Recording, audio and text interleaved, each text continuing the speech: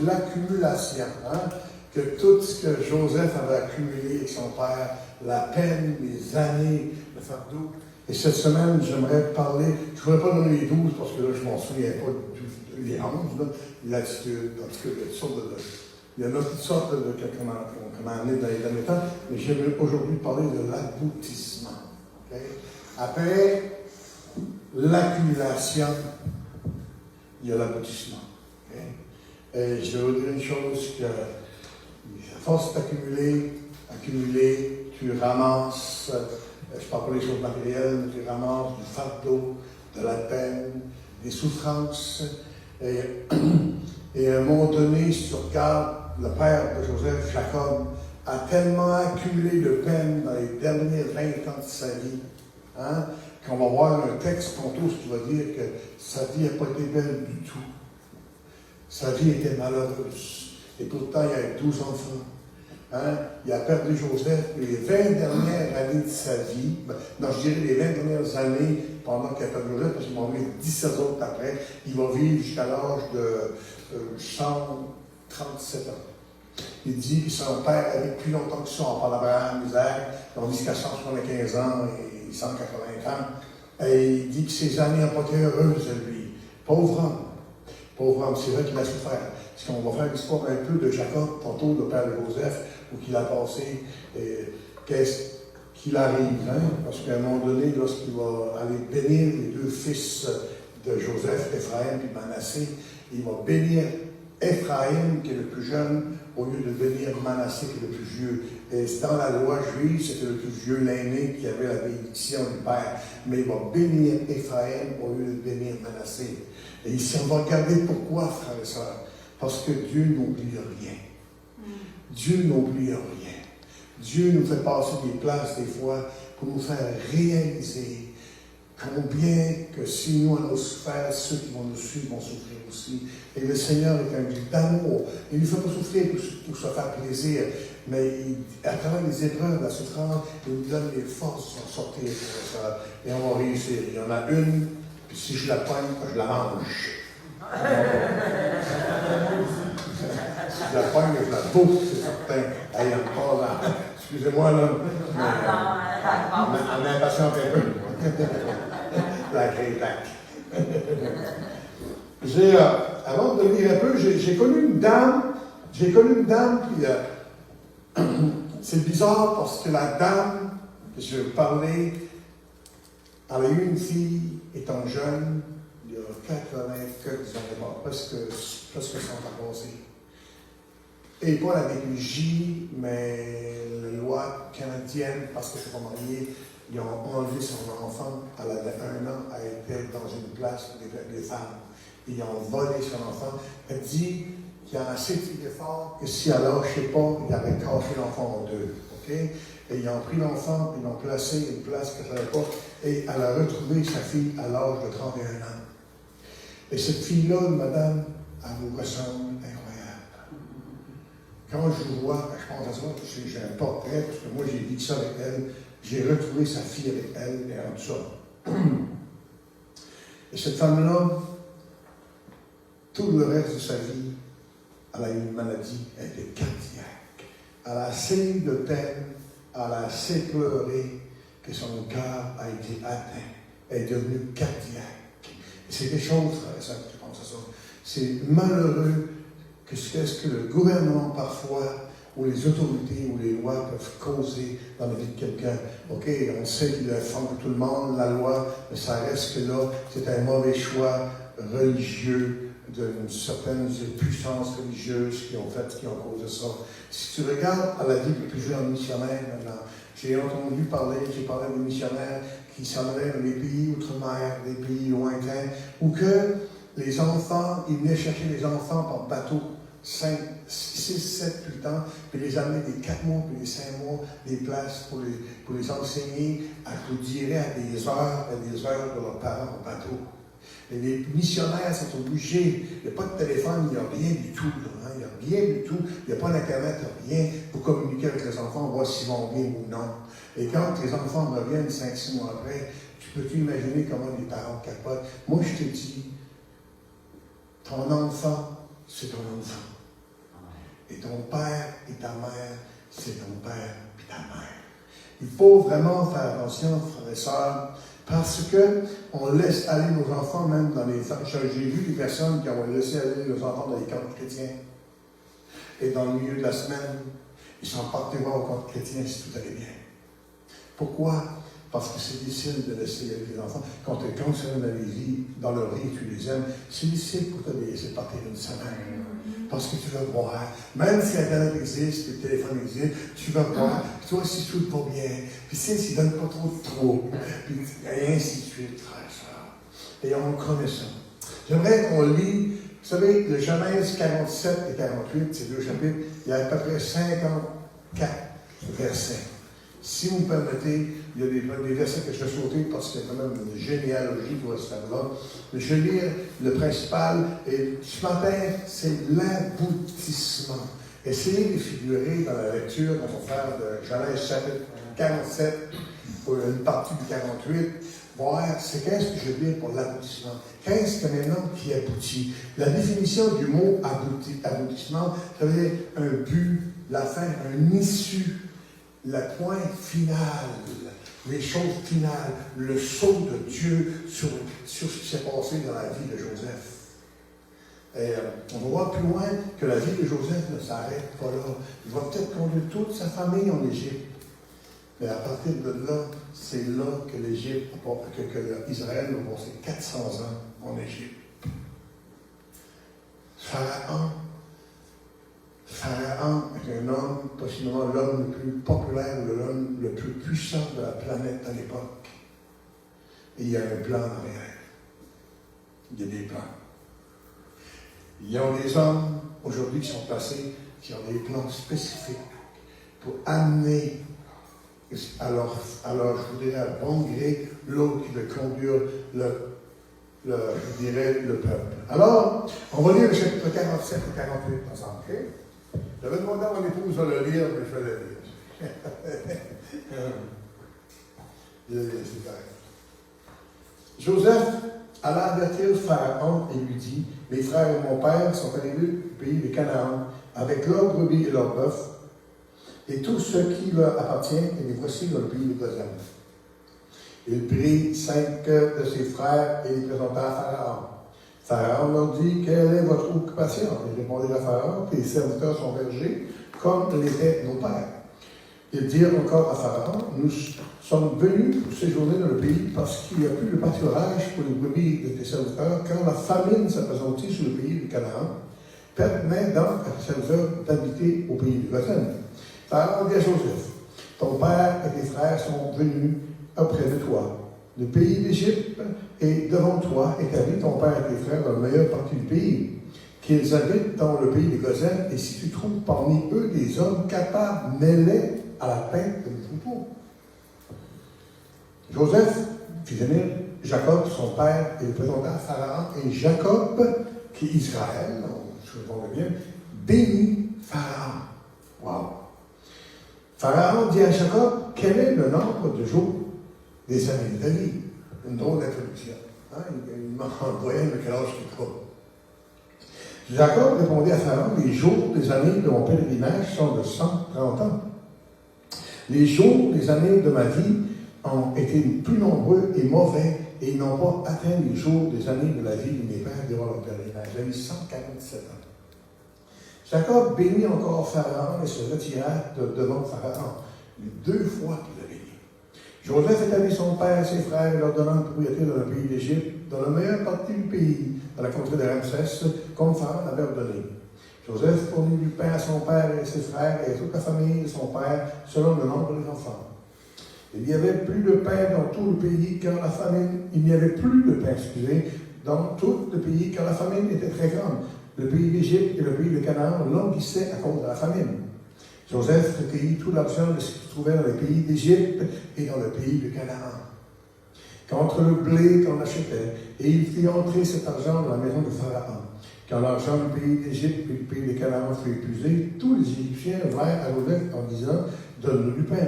Pourquoi mourrions-nous en ta présence quand l'argent manque? Joseph dit: donnez vos troupeaux et je vous donnerai du pain contre vos troupeaux si l'argent manque. Ils amenèrent les troupeaux à Joseph, et Joseph leur donna du pain contre les chevaux, des troupeaux de brebis, de bœufs et contre les ânes. Il leur fournit ainsi du pain cette année-là contre tous les troupeaux. Lorsque cette année fut écoulée, ils vinrent à Joseph l'année suivante et lui dirent: Nous ne cacherons point à mon Seigneur que l'argent est épuisé et que les troupeaux du bétail ont été amenés à mon Seigneur. Il ne reste devant mon Seigneur que nos corps et nos terres. Pourquoi mourions-nous à tes yeux, nous et nos terres? Agite-nous avec nos terres contre du pain et nous appartiendra à mon Seigneur, nous et nos terres. Donne-nous de quoi semer afin que nous vivions et que nous ne mourions pas et que nos terres ne soient pas désolées. Joseph acheta toutes les terres de l'Égypte au Pharaon. Car les Égyptiens vendirent chacun leur champ parce que la famine les pressait et le pays devait la propriété de Pharaon. Il fit passer le peuple dans les villes d'un bout à l'autre des frontières de l'Égypte. Seulement, il ne n'arrêta point les terres des prêtres parce qu'il y avait une loi de Pharaon en la faveur des prêtres qui vivaient du revenu et qui assuraient Pharaon. C'est pourquoi ils ne vendirent point leurs terres. Joseph dit au peuple: Je vous ai acheté aujourd'hui avec vos terres pour Pharaon. Voici pour vous de la semence et vous pourrez ensemencer le sol. À la récolte, vous donnerez un 5e à Pharaon, et vous aurez les 4 autres parties pour ensemencer le pays, les champs, et pour vous nourrir avec vos enfants et ceux qui sont dans vos maisons. Et dire: Tu nous sauves la vie, que nous trouvions grâce aux yeux de mon Seigneur, et nous sommes esclaves de Pharaon. Joseph fit cela une loi qui a subsisté jusqu'à ce jour, d'après laquelle le 5e de revenu des terres de l'Égypte appartient à Pharaon, et il n'y a que les terres des prêtres qui ne soient pas à Pharaon. Israël habita dans le pays d'Égypte, dans le pays des Gosens. Ils eurent des possessions, ils furent féconds, ils multiplièrent beaucoup. Jacob vécut 17 ans dans le pays d'Égypte, et les jours des années de la vie de Jacob furent de 147 ans.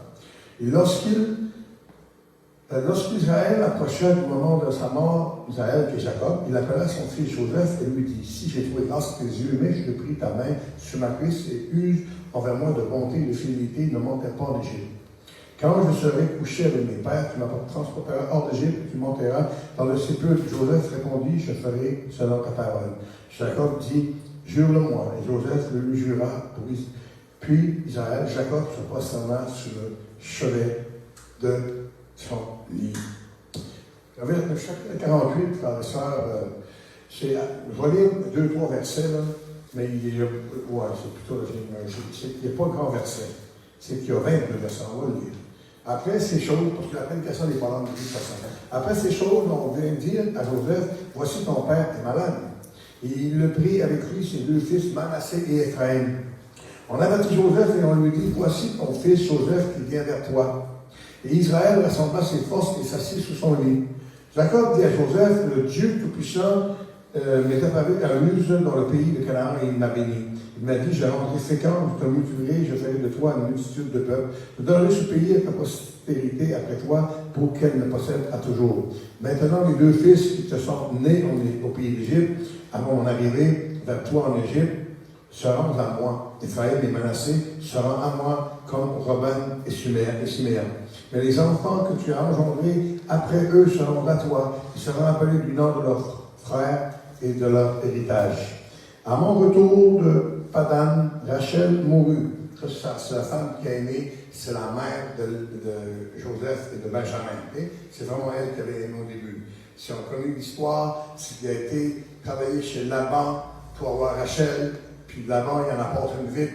Il a mis un voile à Léa, il l'a saoulé, puis il a donné Léa la nuit, puis il s'est ramassé avec Léa qu'il ne voulait pas avoir. Il a travaillé un autre 7 ans pour avoir Rachel. Okay? Ça veut dire qu'il a travaillé longtemps. On voit un peu Jacob, quand il dit mes jours n'ont pas été trop bons dans ma vie, ça commence là. Okay? Déjà, il avait été pourchassé par son frère pour se faire tuer, Esau, parce qu'il avait volé le droit d'aînesse à cause de sa mère à Esau, son frère. Ça fait longtemps que je l'ai lu, on connaît un peu l'histoire, c'est normal. Okay? OK. Maintenant, Israël regarda les fils de Joseph et dit: Qui sont ceux-ci? Joseph répondit à son père: Ce sont mes fils que Dieu m'a donnés ici. Israël dit: Fais-les, je te prie, approcher de moi pour que je les bénisse. Ça, c'est qu'on parle d'Ephraim et de Manassé. Les yeux d'Israël étaient appesantis par la vieillesse. Ils ne pouvaient plus voir. Joseph les fit approcher de lui. Israël leur donna un baiser et les embrassa. Israël dit à Joseph, je ne pensais pas revoir ton visage, et voici que Dieu me fait voir même ta postérité. Et la suite de l'histoire, c'est que Dieu va bénir Ephraïm et Manassé, et on voit qu'il va mettre un à gauche, un à droite, et là il va bénir Ephraïm, qui est plus jeune que Manassé. Et Joseph dit, papa, tu t'es trompé? Non, je ne me suis pas trompé. Pas trompé du tout. Il savait ce qu'il faisait parce qu'il était conduit par Dieu, malgré que ses jours n'étaient pas si bien. Joseph, comme homme, persévérant, a abouti à quelque chose de sûr et de certain. Joseph a travaillé pendant 20 ans, il a été en prison, il a travaillé pendant Pharaon, il a ramassé, même Dieu lui a donné les anges, et même il a donné une prophétie, je dirais, à Pharaon, parce que lorsque la famille de s'appesantir, il y a 7 ans, il a expliqué les anges, les 7 vaches grasses et les 7 vaches maigres. Les 7 vaches grasses sont 7 années je dirais, de surplus, d'abondance, et les 7 vaches maigres sont 7 années de famine. Et on voit qu'ici, Joseph a ramassé, il a travaillé fort, il a vraiment eu confiance de Pharaon, parce que Pharaon le gardait aller, puis il trouvait tellement qu'il était sage comme chrétien, hein, comme homme de Dieu, comme juif, comme homme choisi de Dieu. Pharaon le gardait et dit, wow, quel homme de Dieu! Hein? Wow, je voudrais servir un Dieu comme le sien. Mais on voit que Pharaon, ce n'est pas le cas du tout. Joseph, comme homme persévérant, a abouti à quelque chose de sûr et certain. Il a abouti au rétablissement de sa famille au complet. Le rétablissement de sa famille au complet. Et lorsque vous regardez les 12 tribus d'Israël, frères et sœurs, les 12 fils de Jacob, il y a le 12 tribus d'Israël. C'est bizarre, mais il y a 2 fils qui ne feront pas partie des tribus, qui est Ruben, parce que Ruben a couché avec la servante de son père, et Dieu a empêché Ruben d'avoir une tribu en Israël, et il a enlevé la tribu à Joseph, son bien-aimé, pour lui donner à ses 2 fils. Ça remplace Ruben et Joseph, Ephraïm et Manassé, qui font partie des 12 tribus d'Israël. Et on voit ici que le rétablissement de sa famille est réussi. Il a abouti à quelque chose. Il a réussi avec ses anges. Les anges que Joseph avait donnés à ses frères et à son père, il y a à peu près 20 ans avant, vont finalement se réaliser. Et tout le monde va se souvenir, je vous dirais, des anges que Joseph a eus. Parce que, frères et sœurs, lorsque Dieu te donne un songe, que Dieu te donne une vision, que Dieu te donne une révélation, garde-la et souviens-toi, frères et sœurs. Je vous ai dit la semaine dernière qu'il y avait plein de chrétiens qui avaient oublié toutes les révélations de Dieu qu'ils ont eues dans leur vie. Et ils ont simplement passé sur une tablette, ou ils ont mis, je vous dirais, dans une valise qu'ils ont laissé là, à la poussière. Frères et sœurs, si tu as eu une vision de Dieu il y a 20 ans passés, si tu as eu une vision de Dieu 20 ans passés, je te dis que si tu as eu une vision de Dieu 20 ans passés, alors finalement finir par se réaliser. Mais il faut que tu attends le temps de Dieu. Joseph, en prison, a dû dire certainement, ou c'est peut-être, Seigneur, tu m'as donné des visions incroyables, et mon père, mes frères, avec les gerbes se lèvent, mes frères se prosternent devant sa gerbe à lui, ils ont ri de lui, c'est pour ça qu'il devenait jaloux, il voulait le tuer. Enfin, on n'a pas de le tuer. Et frères et sœurs, c'est parce que les visions de Dieu ne sont pas les nôtres. Elles deviennent les nôtres parce qu'il nous les donne. C'est pas nous qui les forge, qui les créent. Le Seigneur Dieu nous fait des visions. Il y a des gens qui ont des visions, puis c'est des visions de macaroni ou de pizza, soit qui se couchent, là. Il est trop tard, ils ont rêvé. Frères et sœurs, si tu as une vision de Dieu, tu n'auras pas une vision de Dieu si tu n'es pas sur tes genoux à chercher la face de Dieu, voir la gloire de Dieu, de son œuvre. Parce que l'œuvre de Dieu, c'est la chose la plus importante. Nous faisons partie de l'œuvre de Dieu parce qu'on est sa plus belle créature. Et frères, je vais vous dire une chose, les sœurs, l'autre bénédiction, c'est la bénédiction de son père. C'est Ruben qui est censé avoir la bénédiction le plus vieux. C'est Joseph qui est le préféré de Dieu. Et ses 2 fils vont avoir la bénédiction du peuple d'Israël. Parce que, frères et sœurs, Dieu a choisi les personnes adéquates pour le faire. Il savait qu'Ephraïm et Manassé, frères et sœurs, sont des hommes qui marcheraient selon les ordonnances de Dieu. Et il y a des gens qui disent, pourquoi moi je n'ai jamais eu ça? Hein? C'est de toute façon que je n'ai jamais réussi à une révélation de Dieu. Mes frères et sœurs, regardez l'état de votre cœur et mettez-vous au diapason de Dieu et regardez ce que Dieu peut faire avec vous, pas ce que toi tu peux faire avec Dieu. Frères et sœurs, Joseph, ici, là, dans le temps de Joseph, pendant que lui vit dans l'abondance, son père vit dans la pauvreté. Et imaginez-vous maintenant, Joseph apprend que son père est vivant. Puis là, il doit dire, papa est rendu vieux, c'est calculé son âge, vous savez que lorsqu'il avait que son père il est parti, il doit dire, papa de souffrir de nourriture, il est vivant. Pour ça qu'il demande à ses frères, quand la foi vient qu'ils reviennent, parce qu'ils ont moi, lorsqu'ils reviennent, il descend à ses frères, il dit, votre père est encore vivant. Parce qu'il a pu mourir de faim, j'imagine, hein? Il s'inquiète. Son père ne s'inquiète pas pour Joseph s'il y a de la bouffe ou non. Mais Joseph s'inquiète pour son père s'il y a de la bouffe ou non, par contre, parce qu'il sait que son père est vivant. Puis il sait toutes les atrocités que nos frères lui ont fait à lui. Hein? Joseph vit dans l'abondance, son père vit dans la pauvreté, frère et sœurs. Lorsque Jacob arrive en Égypte, ses yeux sont sur Dieu et non sur Pharaon. Lorsque Jacob va arriver en Égypte, ses yeux sont fixés sur Dieu et non sur Pharaon, frère et sœur. Il bénira 2 fois Pharaon, par contre. Si je dis que ses yeux sont sur Pharaon, c'est parce qu'il bénit au nom de l'Éternel Pharaon. Ça veut dire que ses yeux sont sur Dieu. Hein? C'est lui qui a conduit. Et lorsque je rencontre quelqu'un parfois, que je leur dis que le Seigneur te bénisse, c'est une femme qui m'a répondu, on n'est pas au jour de l'an. J'ai dit que le Seigneur te bénisse, on n'est pas au jour de l'an. Elle pense que c'est seulement au jour de l'an. Frères et sœurs, j'ai dit, madame, que Dieu vous bénisse tous les jours de votre vie. Amen. Tous les jours avec la garde. Merci de vue joyeuse tous les coups. Quelque chose s'est ouvert en elle. Pharaon, Dieu l'a béni à travers Jacob. Et quelque chose s'est ouvert en Pharaon. Frère, pourquoi, frère et sœur? Parce que la parole de Dieu ne revient jamais sans effet. La parole de Dieu, c'est la parole de Dieu. Jacob était intéressé à Pharaon. Il était un homme de Dieu, Jacob. Il arrive à Pharaon comme un homme de Dieu. Il était intéressé à Pharaon. La discussion commence. Quel âge as-tu? Pharaon, il ne sait plus quoi dire. Patrimoine qui est là. Il ne sait plus comment parler aux renards enchantés qui est là. Ils vont à 130 ans, 135, 140 ans. C'est wow! Hein? Quand mon père, à 102 ans, il est mort, il est arrivé, il me contait une histoire, je lui disais, c'est wow! Ah, il a-tu vécu, lui? Il peut-tu m'en raconter des choses? Puis des belles choses. Quand tu t'assieds, il y a une personne âgée qui est là, puis elle te raconte des choses, tu dis, wow!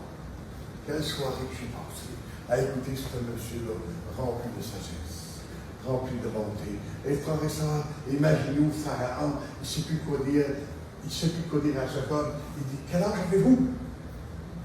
Il dit même, je suis âgé, je suis rendu au-dessus de 100 quelques années. Hein? Puis je dis, les jours de ma vie n'ont pas été trop bons. C'est malheureux parfois, c'est mauvais. Oh, Pharaon, ça peut tuer le cœur de Pharaon. La Bible dit que Pharaon, là, wow, il change de poil. Hein? Il commence à dire à son fils, mêlé dans les plus belles places dans la ville de Goshen. Il donne tout de même Ramsès, c'est encore plus beau, parce que Pharaon, il demeurait dans la partie de Ramsès, puisque tous les jardins, les fleurs, tout ce que tu veux. Frères et sœurs, aujourd'hui, on reconnaît un grand homme par sur cette planète, un grand homme par son argent, sa fortune et sa popularité. Hein? On reconnaît que Céline Dion, c'est toute une créature. Hein? C'est toute une chanteuse.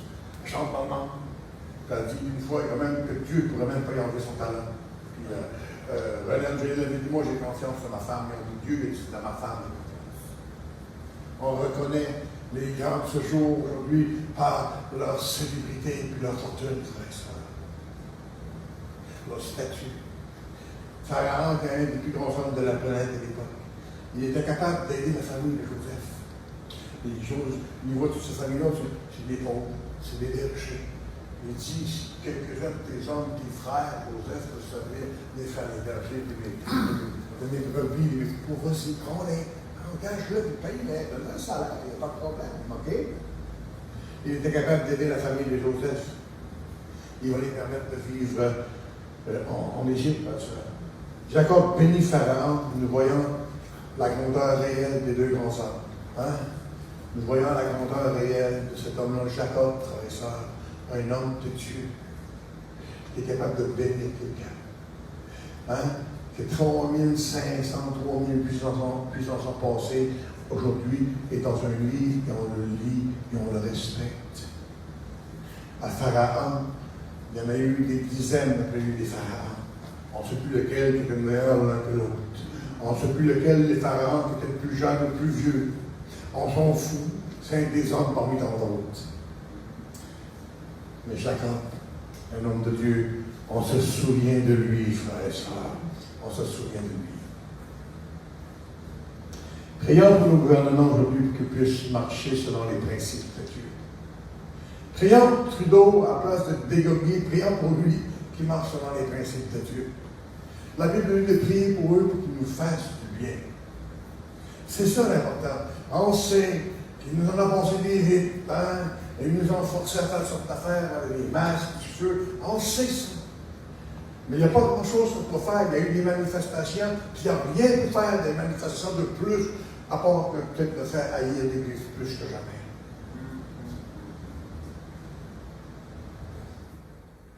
Frères et sœurs, prions pour eux qu'ils nous aident à la place. Laissons faire les choses terrestres, puis gardons les choses célestes. On devrait être tous égaux. Dieu est juste, mais pas les hommes. Hein? Le fort empiète sur le faible. Hein? Le fort, le riche, mange le pauvre, frère et sœur. La parole de Dieu nous dit, celui qui prête, donne aux pauvres prête à Dieu. Des principes contraires carrément à ceux du monde. La Bible nous dit ceci. Un seul grand roi sur cette planète a fait cette exception à cette reine, Jésus de Nazareth. Amen. Lui l'a fait. Lui l'a fait la différence. Il n'a pas agi comme Pharaon en volant toutes les terres. Et vous savez que tous les Juifs et tous les Égyptiens, leur corps était vendu à Pharaon. Ainsi que leur terre et toutes les brebis. Ça veut donc dire, Pharaon, tu disais, elle est-tu belle, la blonde à Joël, ben je la prends. Joël, ben moi, ta blonde m'appartient. Pas intéressant pour un homme qui veut se marier bientôt. Hein? De dire, oh non. Frères et sœurs, c'est ça que Pharaon faisait avec les femmes de qui il voulait. Ou les jeunes filles de 15 ans, 14 ans. Amène-les. J'en ai besoin, j'en veux, je la trouve belle, moi, elle. Que peux-tu faire? T'as vendu déjà ton corps à Pharaon. Ta santé, t'as vendu ta terre, t'as tout vendu. Frères et sœurs, un grand et seul qui s'appelle Jésus-Christ. Il y a une chose que tout peuple puissant ont en commun, c'est de posséder la terre. Et si vous imaginez les grandes guerres, 13, 18, 39, 45, toutes ces grandes guerres-là, c'est causé pour la possession de la terre. Vous savez que la terre a été en terreur pendant 24 heures. La terre a appartenu à Hitler pendant 24 heures, c'est lui qui est le maître sur la planète. Toutes ces puissances-là veulent avoir la place, Pharaon avait permis aux prêtres de garder leur terre parce qu'ils craignaient, et c'était pour son. Il a laissé eux faire leurs affaires. Les prêtres, ils tuaient, ils sacrifiaient des brebis, puis ils se bouffaient, ils mangeaient, toutes ces affaires-là, ils s'arrangeaient avec ça. Mais par contre, il y a une chose qu'il a faite. Okay? C'est emparé du pays, tout l'argent de l'Égypte, et s'est emparé de tout l'argent de Canaan, le pays promis de Dieu pour le peuple d'Israël.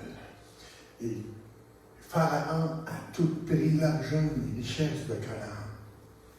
Ça ne durera pas longtemps. Ça va durer quelques centaines d'années pour Dieu ça rien, mais Dieu va ramener les choses à l'ordre. Okay? Lorsque tu deviens Dieu, tout ce que tu as besoin en réalité, c'est un trou. Hein? Jacob, tout ce qu'il avait besoin, c'était un trou pour se faire enterrer. Il ne voulait pas être enterré en Égypte parce qu'il savait que ce n'était pas la terre promise. Il voulait enterrer en Canaan où ce que Dieu a fait la promesse. Et moi, je ne voudrais pas être enterré avec le diable puis le monde, mais je vais t'enterrer dans mon salut éternel de Jésus-Christ. Mon frère et soeur, c'est ça que la promesse de Dieu pour nous.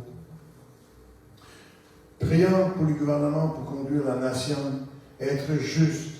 Il y a beaucoup de ce monde qui savent.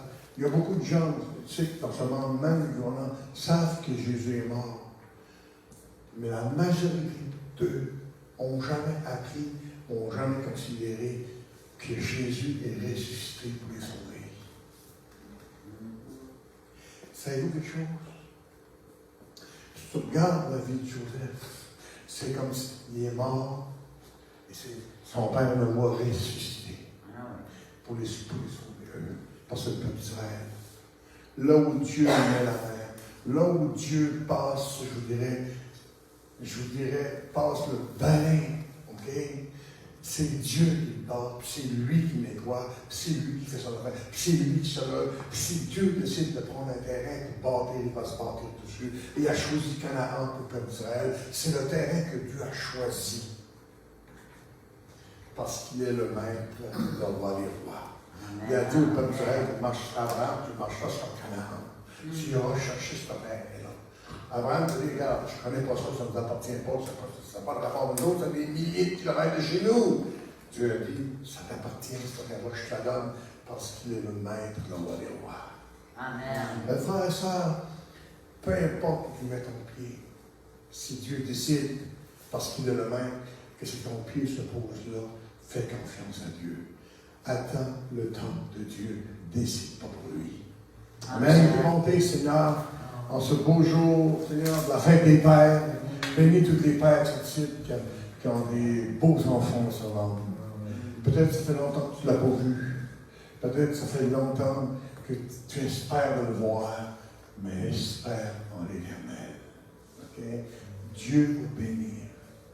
Espère en Dieu. Dieu va faire une œuvre merveilleuse. Il est le Dieu des dieux, le roi des rois, le Seigneur des seigneurs. Il est le maître de l'univers.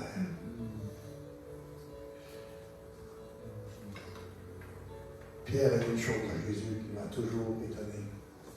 Il dit, Seigneur, à qui d'autre irions-nous?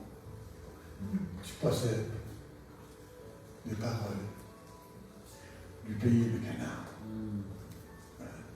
Tu possèdes les paroles, même en Égypte, tu vas nous sortir de là. C'est toi le roi des rois. Il a dit, Jésus, à qui d'autre irions-nous? Si Jésus n'avait pas été Dieu, ben je m'arrêtais, moi, comme j'avais été élu, je m'arrêtais.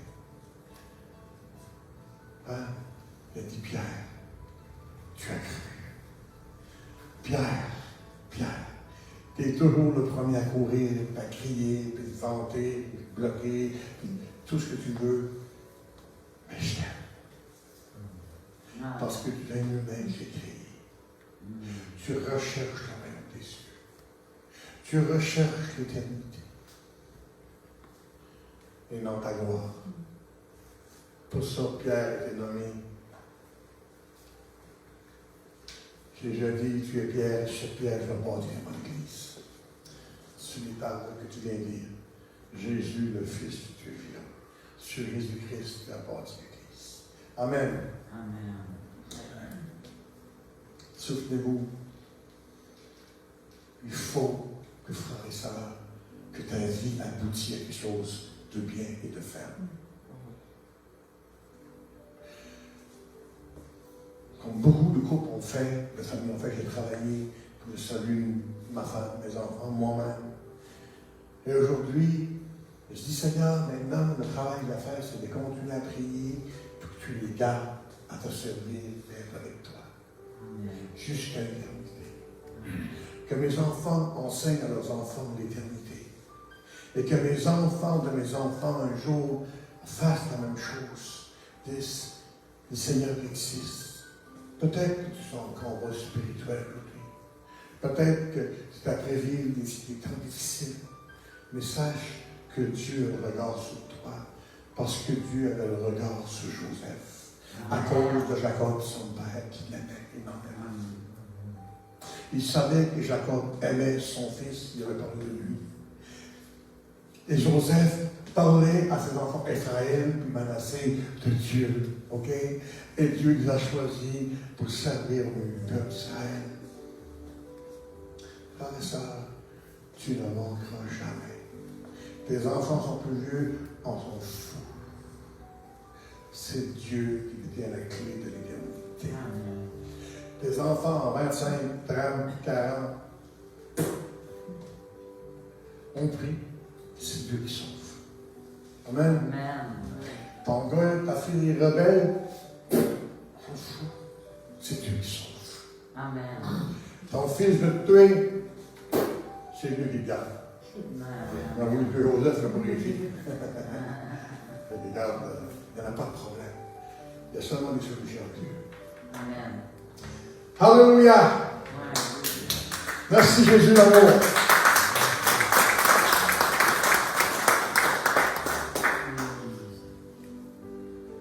Je vous libère. Je vous libère.